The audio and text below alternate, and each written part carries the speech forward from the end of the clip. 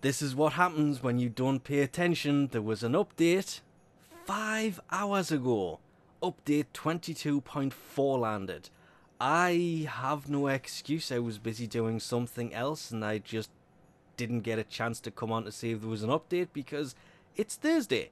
Updates are usually on a Wednesday unless otherwise stated there's going to be later, and I didn't really see anything that said there wasn't going to be anything. I may have missed that as well, but this update, surprisingly, actually has some pretty decent stuff in it, which all of it can be bought as usual with a collection, but starting with the armor pieces, the shoulder plates I liked. They look pretty nice. The chest plate, I don't know, some frames it'll go well, some not, but the leg plates, I think that's new. I don't think they usually have them up there. I can't think of any other one that is actually that high up. They're usually on the calf or the thigh. They're on the thigh. On the calf or the shin. This is on the thigh. It's actually higher than the thigh.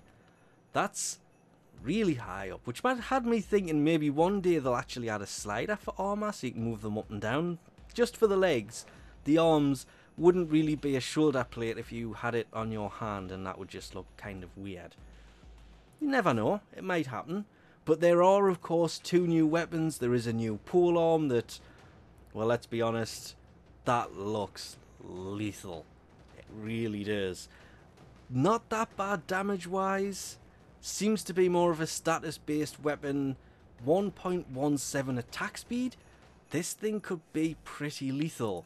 And this primary submachine gun, submachine gun, that also looks pretty effective. It's got a pretty decent fire rate of 1667. It's a silent gun though, so could be amazing for stealth. Is Mastery rank 7. I do believe this was Mastery rank 5. It was. But this seems to be more crit based. Decent fire rate, small magazine. If it is shooting that quickly, the magazine will empty really quickly. Unless it has a spool to it. But that, I actually like the look of that. If that was the new skin they give the Bratton, I actually would have liked that. Of course, the new Bratton skin doesn't look that bad anyway. I say new, it's been around for a while now. They reskinned it a long time ago now, actually. But this doesn't look that bad. At least on paper, anyway. Of course, the blueprint for both is inside of the Tenno lab, and they are on a 3-day timer as usual. But luckily, both of them are in here, which means there's just the one place to go to actually do the research. And then there is this sleight of hand change for Mirage. It's a jewel that when placed in the light, it will deliver a radial explosion to nearby enemies. When placed in the dark, it will deliver a radial blind to nearby enemies. And you could actually see it, it was sitting just there.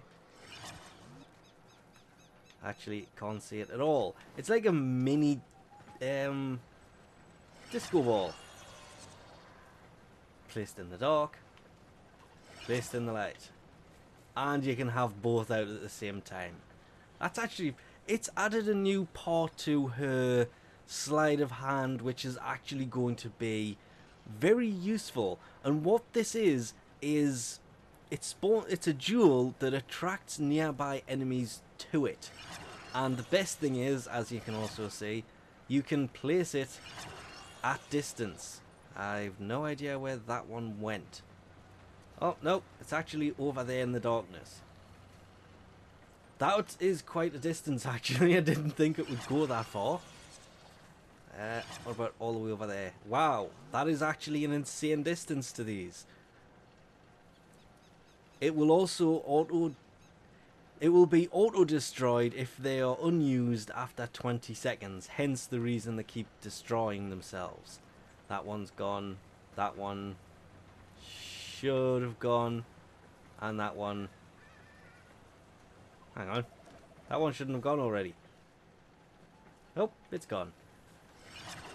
Wait, that one's still here. It's been more than 20 seconds. It shouldn't still be there. But this could be... Oh, because it's not unused. It's actually taking effect on the containers around it. But that's the rest of Sleight of Hand obviously still works as normal. I'm just gonna throw lots of these out and see if there's a limitation as to how many you can have out. Doesn't... Wow, okay. This may be changed fairly soon. I don't think you're supposed to have that many of them out at once.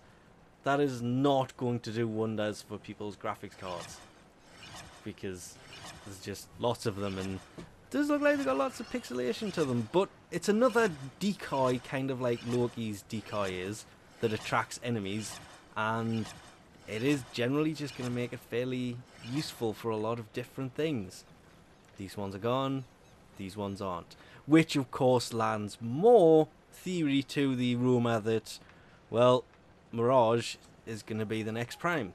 Because in theory, with Hydroid's Prime Access at 86 days old now, that should be ending in about 4 days, because they usually last about 90 days, then they announce the next Primes, and yeah, this is why a lot of people are still saying she's going to be the next Prime. I have no idea if this is true or not, but I wouldn't mind Mirage as the next Prime. There are worse ones that can be chosen. There is, as always, a link in the description below to a full list of the changes in the forums. It's basically a link to the forum post about the update, because as well as adding a Mastery Rank 25 test, which I'm not going to have a look at just yet, it kind of spoils it considering how far away that is, but there is also a few changes to the bounties worth mentioning.